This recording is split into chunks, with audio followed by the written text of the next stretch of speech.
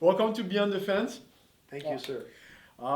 First of all, my partner's not there today. Shout out to Yasin. We have a very, very, very special guest. One of my favorite guests. I've interviewed him before. He teaches with pros, amateur. He has a lot of story for us. One of the we can say founding fathers of TriStar. We can say that. You've been there for a long time. Yeah, you know? like I've been there for a long time, but I'm not a founding father. Like it's mostly Conrad. Okay, all right. One of my favorite fighters right now in your gym is Kevin Lee. Kevin, yeah, of course, of course. Kevin Lee's one of since before everything. He's a nice guy. Yeah, That's a persona, man. I always said if he had a coach that he respects, he will do great things in UFC. He came to TriStar, and we all knew that he was on his way. Mhm. But we all know for a fact that to sell yourself nowadays, like in martial arts or in mixed martial arts, you have to create a persona. Yes. That's not Kevin Lee because we see him like often. Yeah. He's down to earth. He's a family man. He's a Christian. You know, like he's a good man. You know, like we can sit down and talk shit and like have fun with him. Yeah. He's not what you guys see like in like the No, front of the no, camera. he seems. But he does that shit because he wants. He's a very smart man. I listened to him in Joe Rogan, and he's a very, very, very interesting and smart man. But before he came to your gym, it was interesting because we know what happened to his ex-coach and stuff like that. Okay. No, like I didn't. Oh, you didn't know that he. I don't follow shit. Oh, man. okay. Then just telling you that his ex-coach, killed himself. Oh, okay. Yes. Sorry, I'm like. Yeah. So he was wandering alone for a couple of months. But I always said, and even Joe Rogan said that. He said, go with Firas. You have the same style of GSP. Why not go there? And I always said, like, when you have a coach that he will respect and his focus is in, he can become a champion. Plus, he has a great striking coach, which is an ex Mhm. K1 fighter. Okay. Dewey Cooper is something else, man. So like he knows his K1, you know. So he's a legend of like the K1 game too. Like if you guys are gonna look him up, like he's really great. Man, we're gonna talk about that. So welcome, Mr. Sandro Ferr. How you doing, my man? What's up, man? Like Yo. it's a pleasure to be here. Woo, it's been a long time, man. I always appreciate when you come when I interview or talk to you and everything like that because you're a very cool dude. Like the first time I went to TriStar with my other companions before, I was stressed. I don't know what to expect, whatever. I didn't. But when I came down and with you and Ariel, by the way, how is Ariel? Very good. Like Very she's good? in shape. She's doing good. She runs a lot of trail runs now. Like she does a lot of marathons. Damn, that's I okay. don't get it. But she's in great shape, Okay. and she'll be coming back in 2020. Okay, good. Like I could confirm you that. So I didn't know what to expect, and I sat down with Ariel and Sandro, and it was one of my best interviews because I've learned so much and I've seen so much how TriStar work, and I understood why TriStar is a prestige gym for the gateway between pro and amateurs. And welcome to the show, man. Thank you, sir. It's a Welcome pleasure to the be show. here. So just the first question. I mean, for people who doesn't know Sandro, who are you? Where you come from? Wow. What's your debut? Oh We my want to know your God. story, man. My debut. Well, I was born in the east end of Montreal. Okay. Let's just say, like, I come from a family which is a lot of athletes. Like, my father was a professional soccer player. My uncle was a Golden Gloves boxer, like back in the 60s, I think. That's crazy. And so, yeah, of course, like, I was always surrounded by athletes. So, mainly soccer players, boxers. So, when I was growing up, of course, like, it's the same old story, I mean, with everybody which likes martial arts. We were all into Bruce Lee movies, Of course. Chuck Norris movies, Yeah. Jean-Claude Van Damme movies, you know, so that was my era. Mm-hmm. So when like we were growing up, you know, like I was always kind of athletic because I wasn't the type of kid that hung around and smoked my cigarette or like. I mean, you have you the know, like great I was influence. in gyms. Yeah, you have great influence around you. So, J'ai grandi yeah. puis je vais être straight up, j'ai grandi au Centre Claude Robillard. Okay. Ça, c'était ma place. Okay. J'ai grandi dans le hood, dans l'Est, Mhm. mais j'étais toujours rendu au Centre Claude Robillard. Okay. Si là, c'était pas la lutte gréco-romaine, c'était la boxe olympique. C'était pas la boxe olympique, c'était le Kyokushin.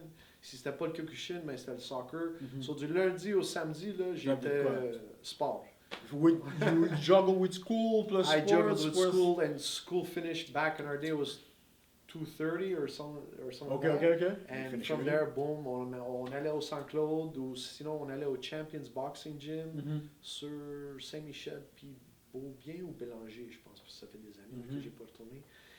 Puis on était au Boxing Gym au Champion à Montréal, puis au Saint-Claude-Regard. Fait que toi, ta transition était facile, dans le fond. Genre, tu sais, comme je peux dire, comme j'ai grandi avec des gars comme Arturo Gatti, comme c'était un de mes chums aussi, comme Rest on in a, tu peace. sais, comme vivait pas trop loin, Mhm. so on se tenait tous dans les mêmes places, on était tous dans les mêmes boxing gyms.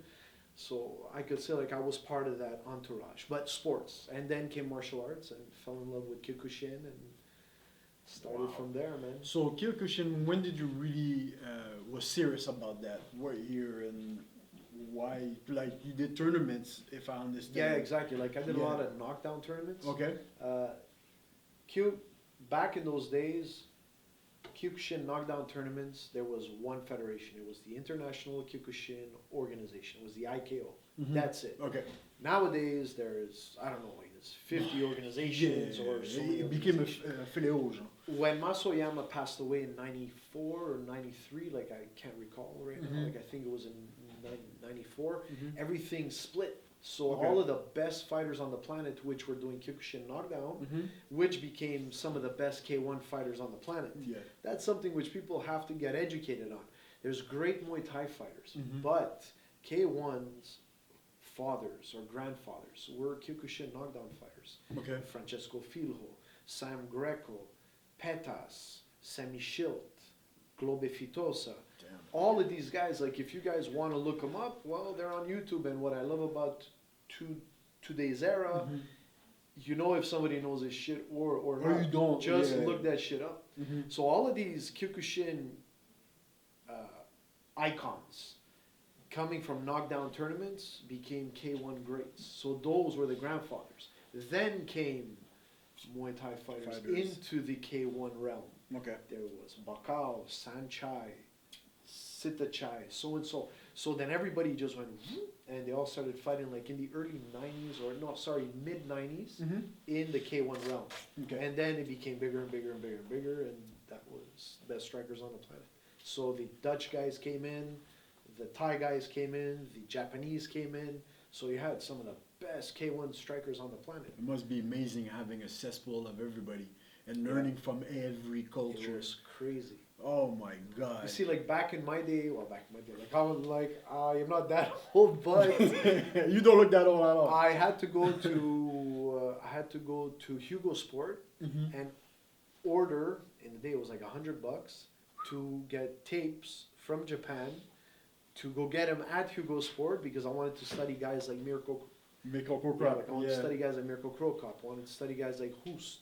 I wanted to study guys like Andy Hugh, Filho, Jerome Banet. Mhm. So, but we didn't have YouTube, like we didn't have the internet, so we had to find a way to find video cassettes which weren't sold in North America, like they were sold in Japan, Holland, you name it. So we went to Hugo Sport and I ordered. I used to pay $100 or maybe more, and it came by UPS, and we had to wait a month.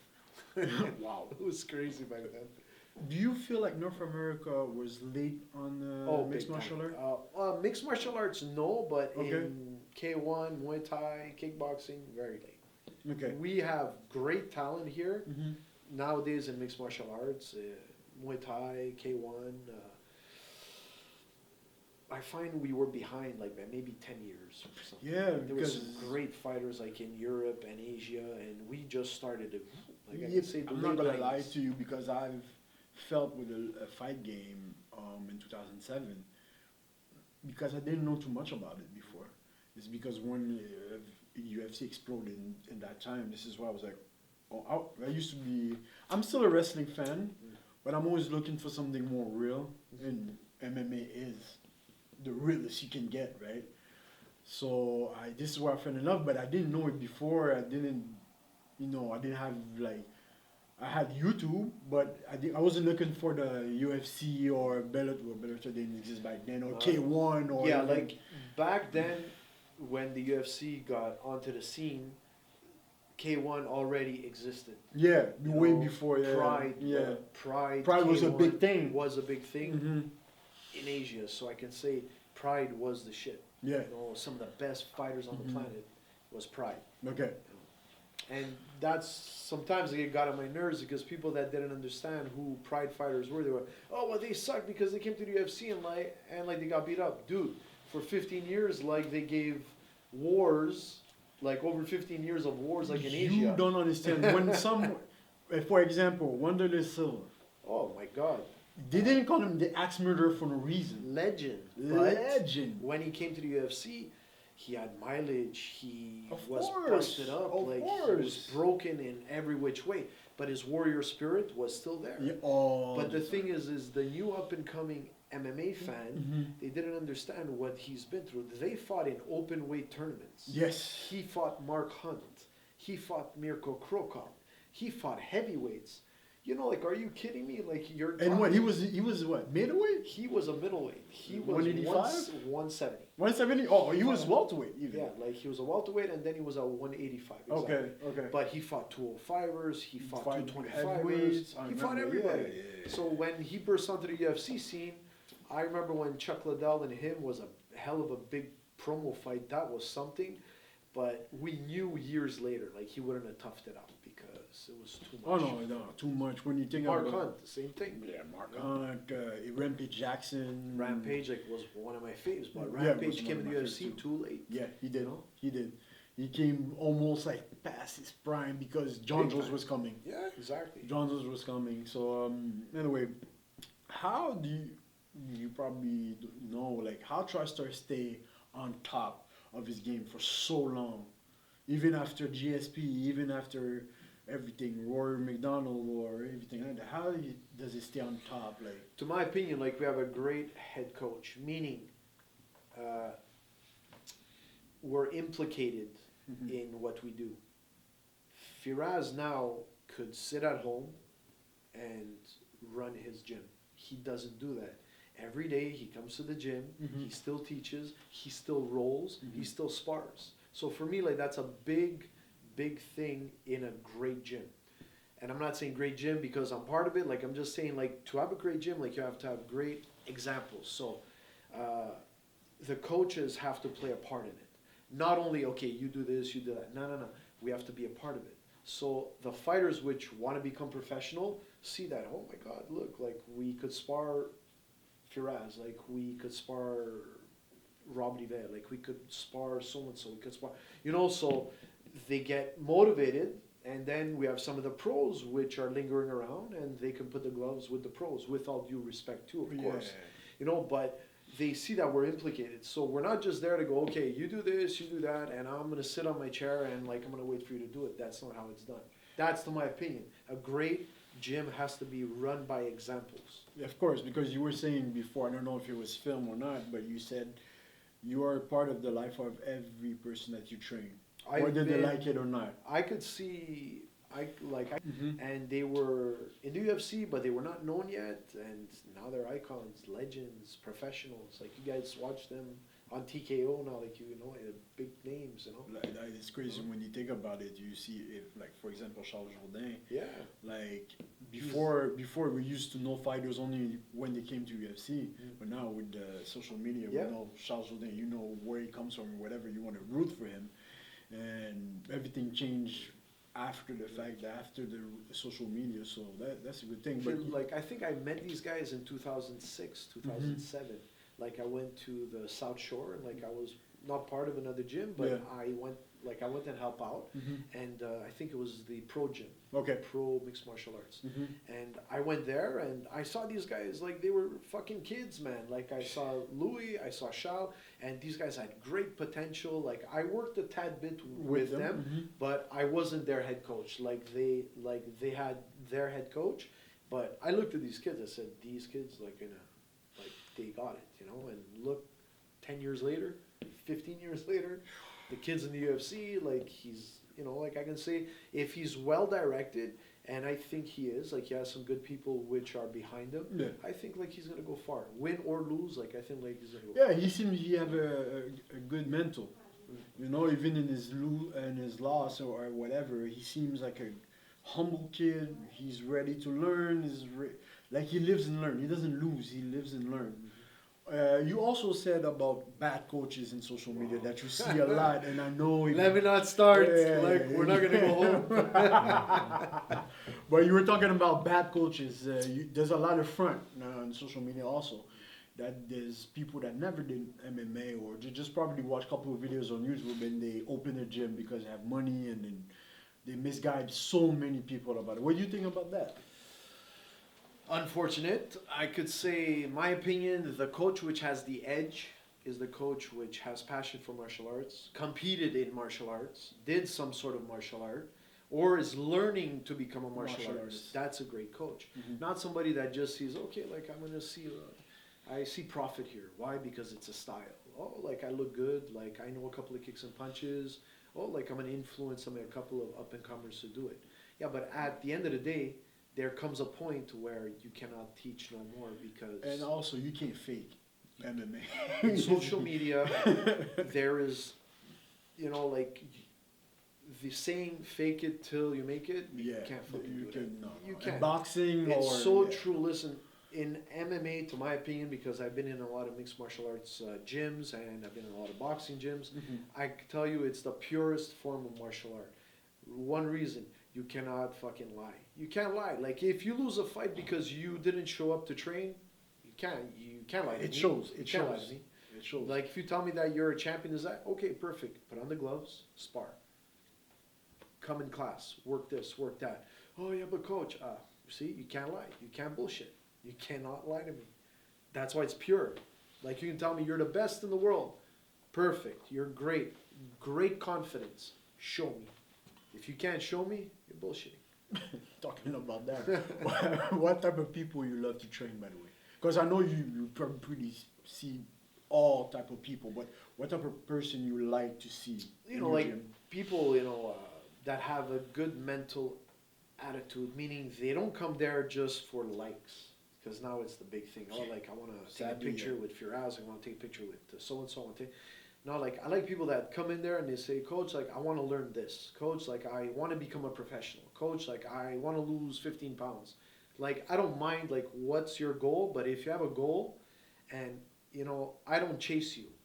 Okay. If there's a saying which I put on like social media like a while ago, if the coach has to chase you down, do not be surprised that you get replaced by somebody that chases down your coach. Yeah.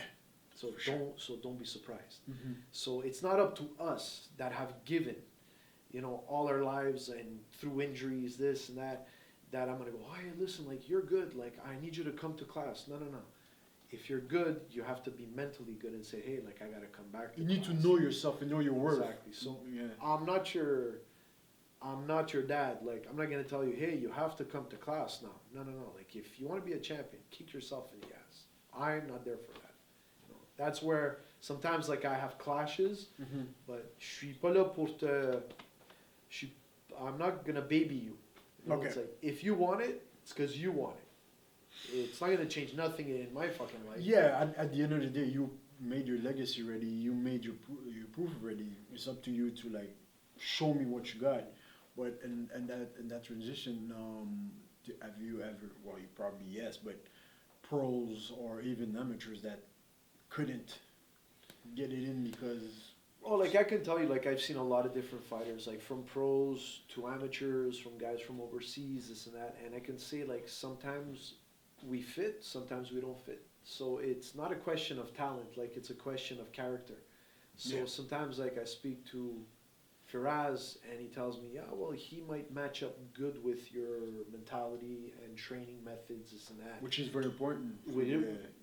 It is because we got to click. Mhm. It's like, like let's say I'm going to talk about George St. Pierre. Yeah. George probably clicks much better with Firaz than he would click with Greg Jackson, sort of. Okay. Like I'm going Mhm. to give that example. But he already worked with Greg Jackson. Jackson before, yeah. But I can say at the end of the day, there is that affinity. Like you got to have that character's got to fit in. Like you got to understand each other, not only as martial artists, but as human beings. So yeah, like you can be one of the greatest fighters on the planet, but if you don't mesh well with them. If we don't mesh, like I could give you a couple of tips, like I could help you out, but at the end of the day, it's how you connect. Okay. You know? Have you ever dropped a fighter because he was too much, or? No, like not drop the fighter. No. Like that's not my style. Like it just happens that we understand each other. It's like okay, like you're probably gonna work better with so and so. You're gonna probably work Okay, better so with you so-and-so. find a way to make it work. Yeah, you know, Okay. it's like I've worked a lot with many fighters, and they took it upon themselves to say, oh well, like I'm gonna go try this coach, Coach Sandro. Okay, fine, cool, you know, but this is where I got a point. Mhm. Be a man about it. Do not make me find out on social media. Do not make me find out through a fighter going, oh well, so and so like he's training with so and so. You're a fucking coward. Does it Take 2 minutes, fucking right like it happens. Take 2 minutes. Take 2 minutes. Come to me. Yeah. Tell me, coach. Put your listen, balls on and tell me. Exactly. Take your balls out of your girlfriend's purse and put it on the table, and tell me, coach. Listen, like we're good together, but I'd like to try so and so. Yeah, you respect them more than if. I'm gonna yeah. respect you 1,000 times more. Then I'm working with you, and then somebody shows me, hey, coach, look, like he's working with so and so. Oh, really? Like I feel like a fucking jackass. Okay. It's like take 2 minutes, just out of respect. That's where I make the fine line between a fighter and a martial artist. A martial artist understands Stands that. Okay. George St. Pierre, martial artist. But let's be honest, there, you from an old school mentality, Yeah, exactly. which is Which is hard now. which is hard now because when you think about it, those kids doesn't understand that type of respect anymore that much. Let's just be honest, a lot of kids has grown with social media. Yeah, So but they the see- kids which Mhm. kids which are under martial arts influence, Mhm. they understand integrity, they understand respect, Okay, they understand that's what I that want. Okay. because they go through martial arts. Mhm. They can start martial arts, like I said, in Kyokushin. They can start Muay Thai. But they have to understand the culture. They Yeah. have to understand. Do not come into class late and expect us to bow down to you.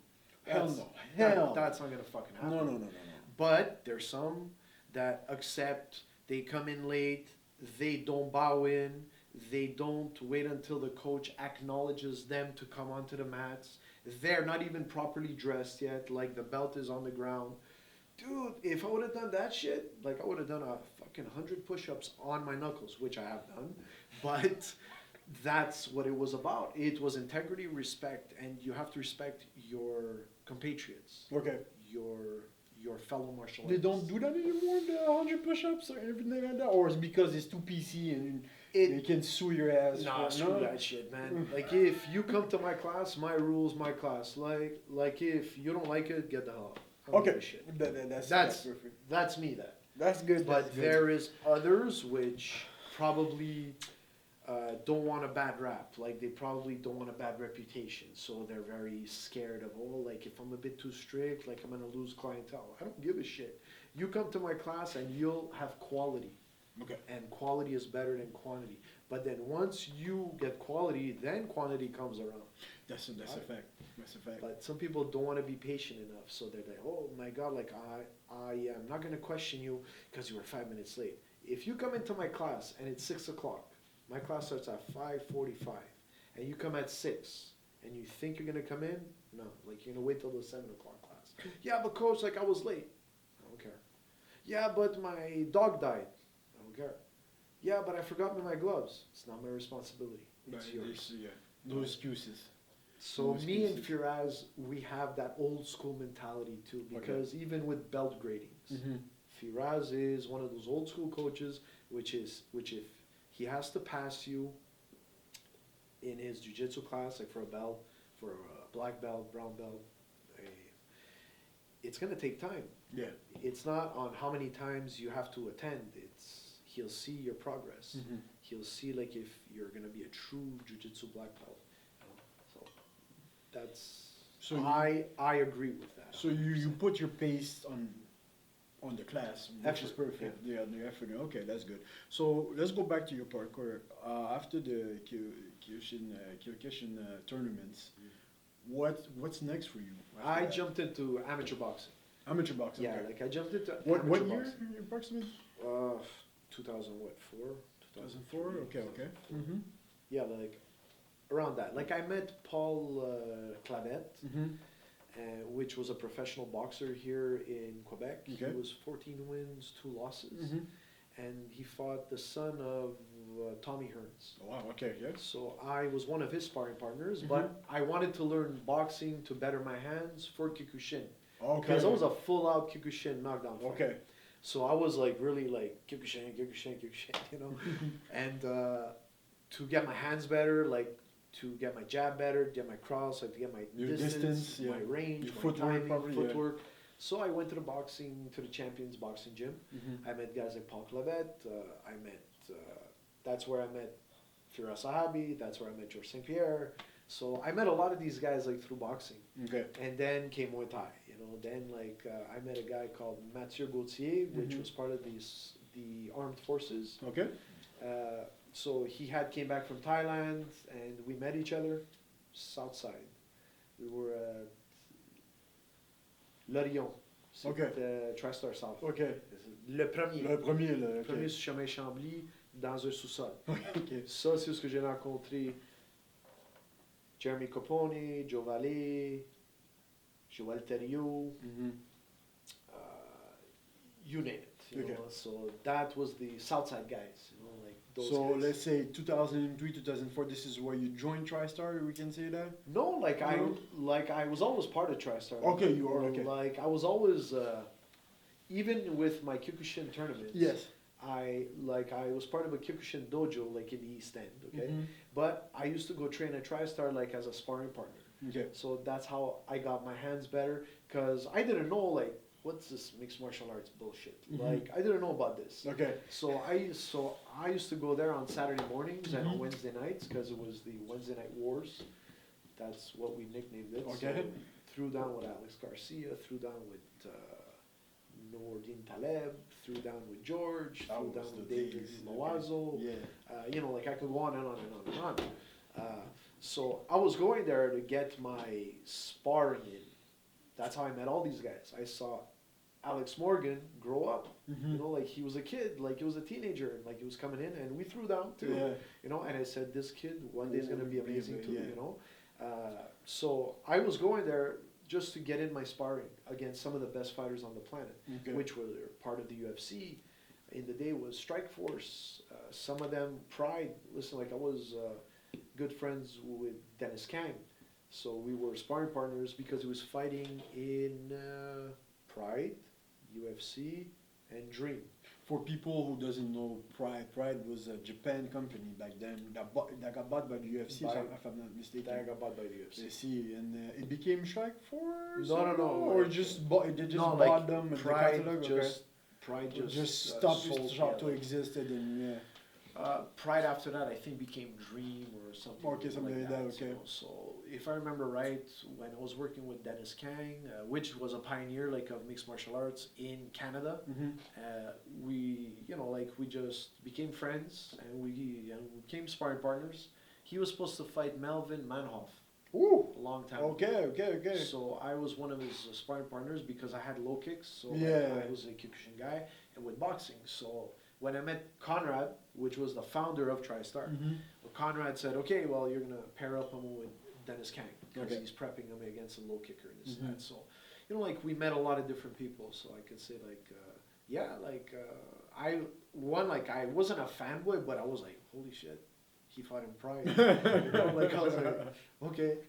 Me I was a big fan of K1, like I was a big fan of Pride, and then I saw Dennis Kang, and they're holy shit, man, like I'm gonna throw down him with DK, so and then like we became friends, and like he's really amazing guy. Pride was When you see him, you're there, shit, Pride.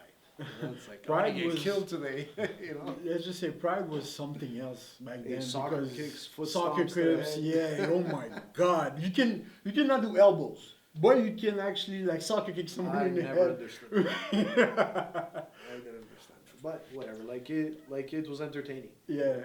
It was amazing. In your journey, have you ever thought quitting? Me, yeah, of course. Like there were days where, and a lot of fighters go through this. Amateurs, pros, like some guys, and like they have their, they have their slumps. Well, it's like, why the hell do I train to fight in knockdown tournaments that I don't get paid for? It's like I got cheated out, like I got robbed, like every fighter has. Mm-hmm. Every one of us that has competed in combat sports has been screwed over once. I can guarantee you that. By a ref, by a federation, it happens. So yeah, of course, like I felt, like fuck this, like I don't want to take my belt, like I threw it away, but it happens. Like every fighter could understand this. Mm-hmm. So that's why, as a coach, when I see some of my guys like on a downer, it's like, oh, like I'm not coming in to train today, coach. Like, what's the matter? Like I got into a fight with my girlfriend. Oh, like the job is giving me shit. They're still human like beings. So at the end of the day, like to my opinion, being a good coach, I got to be a good human being. So Yeah. I understand. You're having a slump with money. Mm-hmm. Your girlfriend left you. Like you're not feeling good. Like you're injured. You got screwed the last fight. I get it because I went through it. Mm-hmm. People that don't get it, it's because they didn't go through They're it. good. Yeah. It's as simple as that. Okay. So let's transition. I'm a fan of music. You're a fan of music. Oh, shit. Last time we spoke, it was cut short, sadly. But now I want to know, in music, what do you listen to when you train? What's your mindset behind your madness in music? I still train. Okay. Like I still put in my earplugs and I listen to the '90s hip hop. I listen to Eric B. and Rakim. Okay. Public Enemy back in the day, it's like guys Very who miss- early 80s, Yeah, very exactly. late 80s, So, 90s, like I grew up in the East End, so j'ai Mhm. grandi à Montréal-Nord, j'ai Mhm. grandi à Saint-Léonard. Okay. So j'ai grandi beaucoup avec mes boys. Yeah. Mais j'étais pas typique comme, like italien, genre, tu sais, que Mhm. j'étais le black sheep, like I was a fighter, I was an athlete, but I went to a lot of house parties, tu sais, que, like I lived that life of, I was like united, United Nations, yeah, yeah. like I was united by everybody. And music, what like kept us all on it together, like I have some of my best friends, man, that are still in music. Je faisais du garde du corps aussi, là, mais dans le temps que je faisais de la protection rapprochée. Okay. That was my sideline job. Mhm. J'ai rencontré I Am. Okay. So Yeah. je travaillais au Sofitel Montréal Mhm. en 2000. Mhm. Puis je faisais de la protection rapprochée parce que j'avais pris des formations, puis j'avais besoin d'argent, like odd jobs. So, it was crazy. So, j'étais à l'hôtel, puis ils m'ont dit, écoute, là, mais comme il faut que tu escortes un rapper qui vient de la France. So, je dis, cool, tu sais. Puis I see the band I Am, like they walk in there. No way.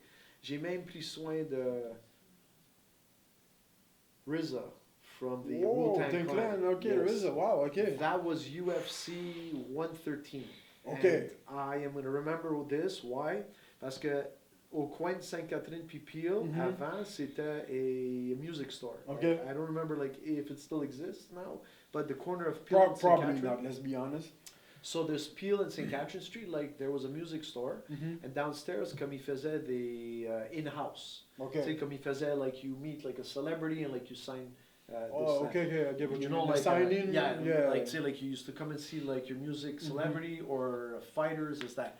So I was with Kurt Pellegrino, Mhm. Cain Velasquez, Dan Hardy, Wow. and RZA from the Wu-Tang Clan. And I have old pictures, like if like I go into my Facebook, Yeah. I'm gonna find it for you. So like I'm there, holy shit, like the guys from Wu-Tang, Oh so my God. so like I met guys from Wu-Tang and just like chit chatted, blah Yeah. blah blah, RZA, I Am, LL Cool J, I met 50 Cent when 50 Cent came to Montreal au Centre Bell, and there was a shootout that had passed sur le Journal de Montréal. Je pense que c'était en 2000 que je me Well, rappelle plus which quand. probably like 2005, Yeah, 6, sort of. because his height was right Yeah. there. Parce que j'étais là, puis il y avait qui d'autre? Exhibit.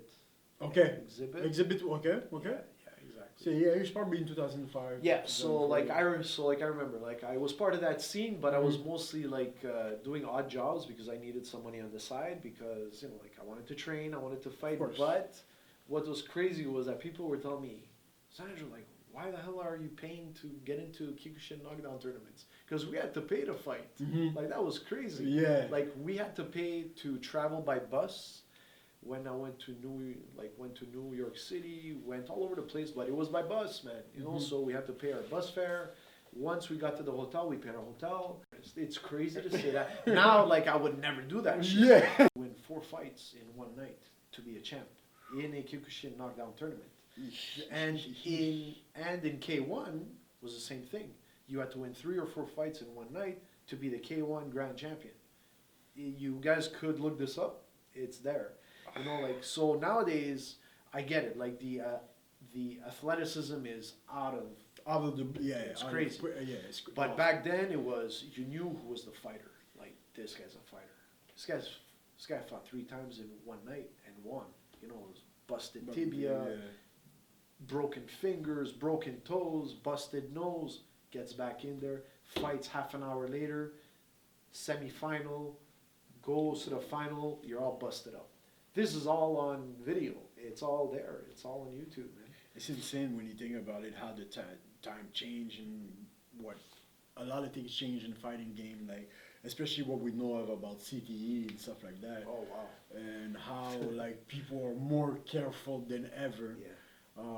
Especially MMA and boxing. I think they should change some rules. I'm very happy that this came about, Mhm. but it came about a bit too late. You know, Yeah, in boxing, yeah. in mixed martial arts, it does millions of dollars like in boxing.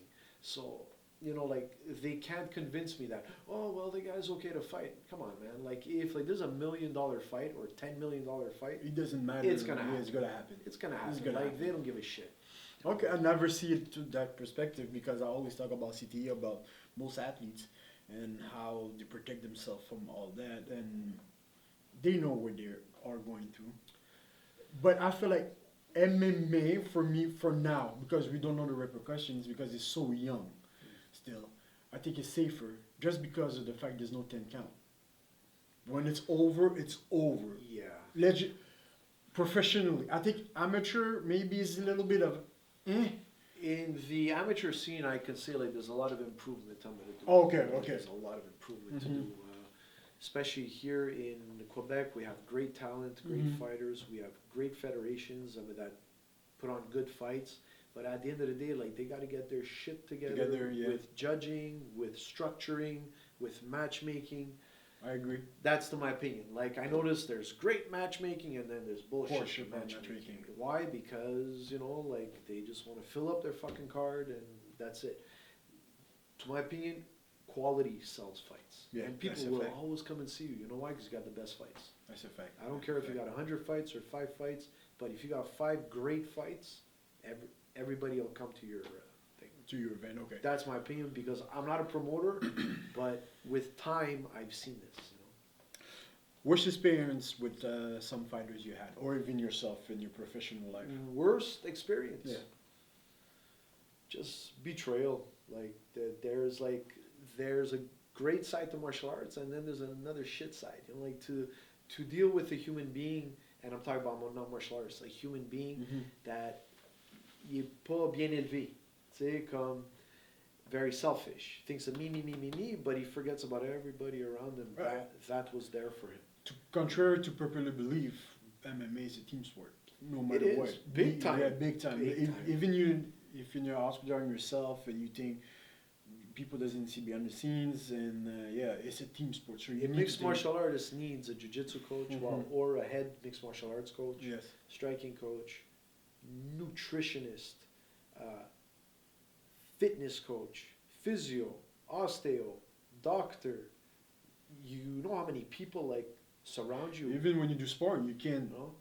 can injure your partner in the process either. Like you need to take. And then yes, of course, like you just like reminded me, your sparring partners. Mhm. That's your team. Mhm. Without George said this one time, like a long time ago, like if I recall right, he said that if it wasn't for my team around me, he wouldn't be who he would be Today. Mhm. You know, it's like he had great partners his whole life. Like he had good people that surrounded him. He had great friends. He had good family that supported him. So yeah, he's the best of all time. but he always remembers. It's like, yeah, those guys were there for me. It's like, and those guys didn't ask a cent. Like sometimes, like he used to come to TriStar, and he used to dump like a box full of mixed martial arts T-shirts, gloves, track suits, shoes. So we were like, no way, hey, thanks a lot, So like we used to take the stuff and all that. That was in the era when the sponsor was Full Contact Fighter. Like if you remember that. So like there was the Full Contact Fighter caps, T-shirts, track suits, shoes. So there was a day which I remember, like I had went and he just brought a big box and he just like toss it down, just toss it down and goes, guys, man, like it's all for you. That for me was recognition. That's that's a martial artist because he thinks of everybody else but himself. He remembers where he come from. So, So like there's a lot of people which sont bien élevés comme ça, puis il y en a d'autres que malheureusement sont very into themselves, selfish, and then when things go wrong, well, it's not my fault, it's your fault. Well, that's why you're not champion, because of that fucking shit attitude you got. Talking about GSP, that's a juicy question. Khabib. Yeah. GSP. In your honest opinion, you think it's gonna happen? No. Think it's gonna happen? It's all about money. Okay. At the end of the day, like if there's the right dollar signs, listen, if it could benefit the UFC and Dana White, and if it could benefit George, and if it could benefit Khabib, it's gonna happen. It's a no-brainer. But if people play hard ass and oh no, like tu mérites pas ça, you're not getting that, it's not gonna happen. Now it's a question of business. It's not even a question of who's number one, who's number two. That's bullshit. That's now it's all about money. It's all about WME. They want the entertainment. Exactly. So if Dana White sees he could benefit and profit from this like crazy, like he did with Conor and Floyd Mayweather, why not? Why not? Let's do it. But I feel like UFC would probably be afraid a little bit. Sorry? UFC would probably be a little bit afraid. I don't know because I'm not into that type of stuff because I don't understand that. Because I'm just assuming. I'm just assuming. Like, we're talking for talking, but I can't give you a great straight answer because I don't know enough to comment on that. Okay. Like on how it works, on how the money works, on how but if you're gonna ask me George or Khabib, I'll go George. Why? Because he's bigger, he's stronger, and he's got more experience. If that was your question. I'm not because I'm a TriStar. No. I'm giving my honest opinion today too. I think for the fact that Joshua Pierre's IQ is very high, I think yes he could win. But the mental of Khabib today, and it's pretty hard to me to gauge that fight. This is my opinion. The only reason why I think he would win is the striking of GSP. This is my opinion. I'm with you. Let Khabib beat Tony Ferguson first, and then we'll talk. Yeah, that's a fact. I'm a big Tony Ferguson fan. Me too. Because I like his awkward style. I love his striking. I love his attitude. I love his work ethic. He's outside that box. And that's what a mixed martial artist is supposed to be. Now, if Khabib could take care of that, then I'll say, okay, George and Khabib. For now, try to take care of Mr. Ferguson. I agree with you. That's my personal opinion as a fan. Okay. Not even as a coach. Like, as a fan. As a fan. Like, I'm going to go Tony Ferguson. Okay. Very hard to figure out. Where are you going to get a sparring partner to be like Tony Ferguson? I don't know. Nowhere. Because Tony Ferguson, that's so weird. He's dangerous of his back. He has dark chokes. He's better after like a 4th, 5th round. He's and even he has better. Cardio. He has cardio for days. I think Khabib slows down at between the 2nd, 3rd round. He comes back, but he slows down. And this is where I think Tony will be very dangerous for him. I don't know. It's going to be a very hard fight. But if Khabib stops Tony, hey, man. Then he's one of the best. Like, not going to say best ever because George, of course. Oh, you think George is the best ever? Fuck yeah, man. Look, Straight up. George lost twice in the UFC, Yes, right? against Matsuri and Matt Huge. George avenged both. Those losses. So he has 0 losses. If you look at it in that way. Okay, but what about John Jones though? Nah, well, that's a different mindset. I mean, that's like a different. Okay. That's a different weight class. I mean, that's a different. Like those are fantasy fights. That's Mhm. never gonna happen. No, I'm not saying John Jones against GSP. I don't think it's going to happen. I think Oh, John like- Jones too heavy, but I think the best you're saying ever. the best. Yeah. There's so many, man. Like I see, because I come from the era of Anderson Silva. To me, That's he a was the fact. best ever. That's a fact.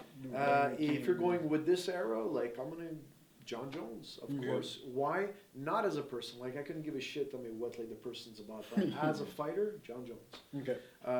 But in my era, best ever, Anderson Silva. In his weight category, best ever in my era, George St. Pierre. Pierre. Best ever before that era, Fedor. Yeah, And people Fedor, go, Fedor, oh, yeah, my yeah. Fedor Fedor Why? was, yeah. And I'm going to tell you why again, because people say, yeah, well, in those years, like Fedor and all the guys were all on those drugs and that. Yeah, but everybody was on them. And Fedor fought guys. Even in GSP time, Yeah. people were still taking drugs. And so. Fedor fought guys which were 20 pounds heavier than him, 30 pounds heavier than him. And he made them look like children in that era where everybody was supposed to be on something. Mhm. And Fedor made them look like des abrutis. So to me, he was the best ever. And then came the athleticism, Yeah. George St. Pierre. Mhm. Now comes here, John John Jones. Jones. Okay. Your top 5 in this era right now. Wow. This era, Without order. without order, Without this order. era, Yeah. It could be Bellator, it could be one championship, it could be UFC, whoever. Demetrius Johnson. Okay? Demetrius Johnson is one of the best ever, and it's unfortunate that people don't take to his weight category because if That's you the look thing. at it, like even he's the myself, best. I do the same thing. Like before 145, I tend to. I met Demetrius Johnson, gentleman, scholar, great individual, one of the best, man. Like you Mhm. can't say he's not. He's goes to ONE FC, one of the most dangerous federations in Asia, with killers that we don't even know their names. And he goes there and he runs Runs through like with them. some of these guys. Yeah. That's crazy. Because when even Eddie Alvarez went in the first time, he got a surprise. you kidding me? Sage Nurka, we all know Wow. his face is completely busted. So Sage is a great athlete, but they put too much hype on Sage. That's too much my hype, and opinion I on think that. they put him between the wolf too fast. Oh yeah, like they just threw him Just, like yeah, just threw him to the like, wolves. yeah. So I'm gonna go with Demetrius Johnson, of Okay. course. I like Tony Ferguson a lot. I agree. I like Tony. John Jones, Okay. George St. Pierre. 4. Who's my last one? Okay, you would say this era because yeah, he did fight until like 2000. Yeah. This era. Yeah. One last one. Daniel Cormier. I agree. I put him in my top 5 also. Daniel Cormier, like they used to nickname him, the Black Fedor. Why is that? Because he used to beat everybody. He used to beat everybody. And then he came to the UFC and he proved it too, you know? Yeah, of course, like he had that rivalry with John Jones, blah, blah, blah. But, you know, like I could talk about a lot of stuff, you know, with John Jones and Daniel Cormier. I'd like to see another fight with Daniel Cormier. I would love to see it, but a heavyweight, not Yeah, light heavyweight. Okay. I don't want to see Daniel Cormier kill himself to go to 205 and do that again. I want to see him in his natural weight and see John Jones come and see his full potential against John Jones. I think it would be a harder fight for John Jones. Wow, like it would be something, man. Yeah. Oh, and I forgot Anderson Silva, but that's not in this era. Yeah, that's not. in the back That's era. like Yeah. the last era. Because he's older now. Oh, yeah, of course. Even, but he's still impressive. He's still very impressive fighter in the kind of way what he did with Stylebender. Oh yeah. Oh, and Adesanya. Sorry. Adesanya, Like, I forgot about Adesanya. I understand. There's great fighters, Fight- guys. yeah, Like no. I can't give you 5. Like if you give me 5 of all time, like I'm gonna go back in the day. Fedor, George St. Pierre, Anderson Silva. You know, like a lot of these guys, which people have to do their homework, like on what mixed martial arts was. Today it's like what's in your face. Oh well, there's Conor McGregor. Oh well, there's Khabib. Well, it's dude like study. know your history. I agree like, with you, that, but that can you annoys the blame shit them? out of me. No, of course not. but do your homework. Like Yeah. if supposedly like you're supposedly a great fan and like you're really into it, know your shit. Don't know half your shit. Know all your shit. What do you think about the antics about Colby Covington and Conor McGregor's and all that stuff? Because I know you're a more humble guy. You're more like reserved. I don't like it. I personally find it's a bunch of bullshit, but I know they need it. They need it because it's all about the entertainment aspect. It's about dollars. It's about putting people in their. It's about putting people to watch but it to more see, and interesting. because I feel like what they're doing right now is they take the formula from WWE and they incorporate it to UFC. Yeah. Like Colby Covington is a full character. As a fan, I find it fun to watch. Yeah. As a martial artist, No, I that's don't not like your- it one freaking bit. Okay, but as a fan, you. As a fan, like it's fun. It's Yeah. like I like to listen to Connor bullshit. I like to listen to Colby Covington's garbage. But sometimes, like to my opinion, there has to be a line where they shouldn't cross. You shouldn't talk about religion. You shouldn't talk about family. Well, Conor understood No. that when he Yeah. talk about religion. You see, so there are certain imaginary lines Mhm. for martial artists Mhm. and everybody. I find don't cross. Just don't. Children, family, religion. But that's the problem. Just The problem with that is that, let's be honest, UFC encouraged that. Of course they do because they want to sell. That's where I'm not for that because I'm a traditional martial artist. I come from the martial arts background, respect, integrity, this, that, and we do our talking in the ring, in the octagon, on the mats. Best example, of course, George St. Pierre. George was the first one to come on to les conférences de presse in a suit, like a hockey player. Yeah. It was respectful. He never badmouthed or trashed nobody. But he made you fucking pay for it. Like he made you Of pay for all course. that bullshit like in the octagon. Just quack sketch. But it sells. Yeah. You got it? It sells. So people like that garbage, especially nowadays with social media. Like, oh my God, like you heard what he said about so and so, this, that. So it's like always a wheel. C'est comme du ton de la merde. I'm not people gonna lie that to shit, you. know? I'm not gonna lie to you. I love the drama. Yeah, it's fun. It's- I'm to not me- gonna say I don't like it. It's fun to watch, Yeah. but there's a certain There's a aspect to line it. you don't cross. You don't do that. Like Cameron Usman against Colby, I loved it because you can tell the tension with a knife when the Yeah. fight came, and it was a beautiful fight. Okay, like I'm gonna give you an old one where like they used it, but they didn't bitch each other up. It was Ken Shamrock against the Huntington Beach bad boy, Tito Ortiz. Tito Ortiz. That was an authentic bad blood fight. But when they did the Conference of the Price, they actually bitched each other. Yeah. But there was a certain respect like between one another, so nobody attacked their families or this. No, but Tito Was the original badass. yeah, Well, he was to me, that was the first badass I've seen, and then I've seen Still Son, and then I've seen Yeah, whatever, exactly. and so on and so on. But Tito Ortiz was the first one who I saw talk trash, Yeah. but never went overboard. overboard about it, like Conor did with Khabib. Or, That was too much. I That find was too like much, that's something which you're giving a bad image to martial arts. You're giving a bad image to fighters, and you're giving the wrong message. message to the up and comers. Yeah, Because because the that's what they up-and-comer- think is going to be Because the up and successful. comers, like they come into the gym, and I get a lot of up and comers, which are like 17 years old and 18, and they come in and they're like head up high, and they didn't prove nothing yet. They come in late, like they don't salute the sensei or salute the coach. They just come in. You know why? That was because of the bad example that were influence given to that. That's what sucks about it. We were given good examples. You come, you bow, you know say hello. You know, like you got to be respectful. But in the class, like you got to give it all you got, and you know like, you got to show it physically, not by coming in there and thinking you're somebody else. Like that to me was the wrong message that he gave to the world. You Yeah, know? It's yeah, a lot of yeah, teenagers came in there and got messed up. You know, like some of them came in. It's like, dude, like you gotta understand, you're in a mixed martial arts fighting school. Oh, Do yeah. not give me attitude here, man. This is where I understand that a lot of people are sheep, sadly, they can't take for themselves.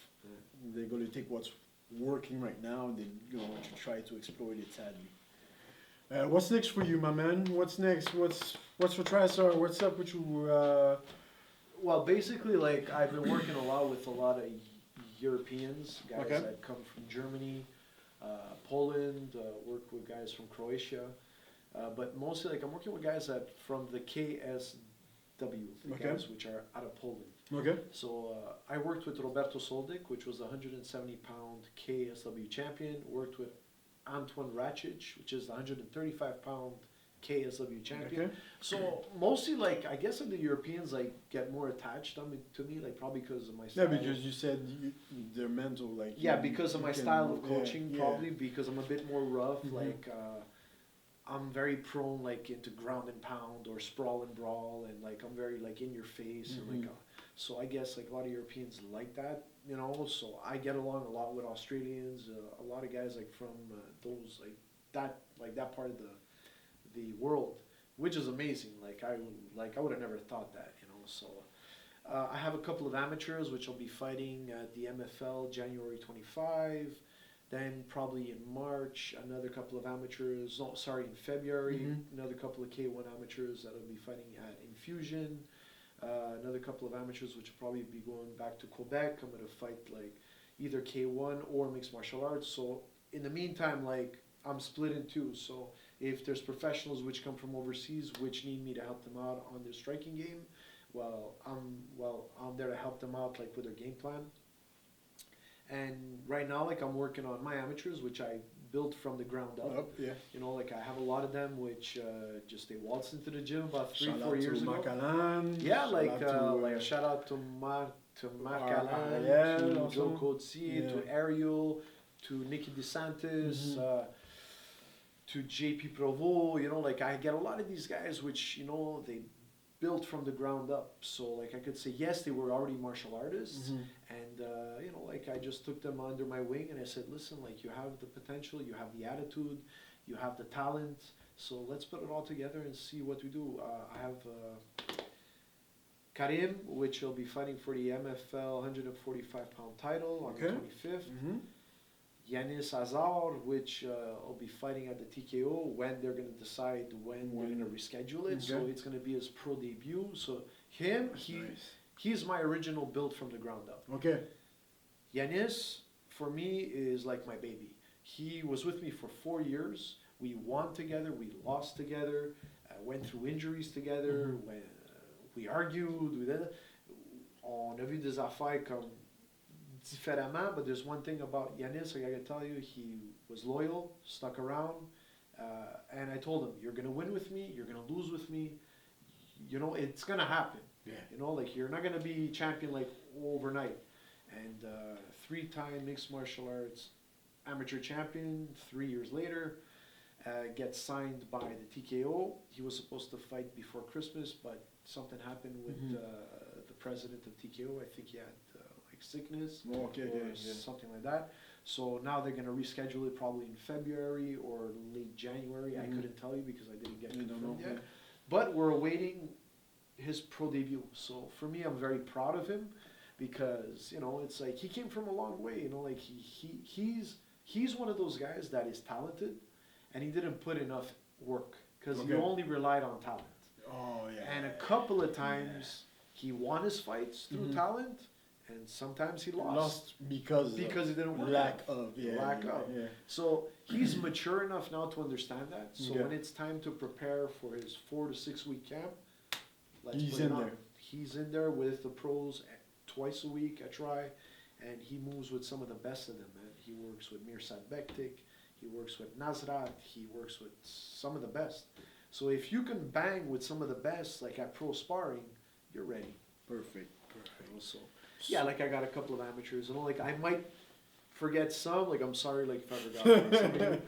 But I have some females too. One that's gonna do her debut January 25th, Sasha Dodd Kellum, Okay. which will be a K1 fighter, 135. 135. You Okay. know, so male, female, dog or cat, come. Like I'm gonna build you, man. You know? What's your schedule, by the way, for the audience if you want to come to your Well, courses? if ever people are interested in taking private sessions with me, you either got to contact me on a Sunday on a Sunday or Sunday nights, either through Instagram, Sandro.Ferr, Ferr, or on Facebook, Sandro Ferr. And you contact me through social media, and I'm going to give you a time and place. Of course, it's at Tristar Gym. And I'll give you a time. I'm usually there from Monday through Friday. Okay. I always get out of there around 7, 8 o'clock. It depends if you want to become a fighter, an amateur, Well, just to get in to shape. become a pro, if you want to just get in shape, if you want to learn a striking art, if you want to train with some of the best on the planet, you'll be doing mint work with me, and right next to you will be GSP, that'll be doing the bag. It's normal at TriStar. Like, people don't go there just, oh man, like I just want to go there. Nah, if you come in there, it's for business. You come in to train. Okay. And what surrounds you is humbleness. It's martial artists, you know. So that's what I preach. It's like, I don't care if you're starting. That's awesome, man. Yo, first of all, I want to thank you for coming, Sandro. It's been an honor. You're Pleasure. always welcome here, by the way. Thank you, sir. If you want to come through for a recap, or you want to you want to promote a fighter, you want to come by, All you're right. always welcome. Thank Just text me as usual, and we'll make a place for you. Perfect, my man. All right, my man. And anyway, thank you very much for listening to the special edition of this podcast.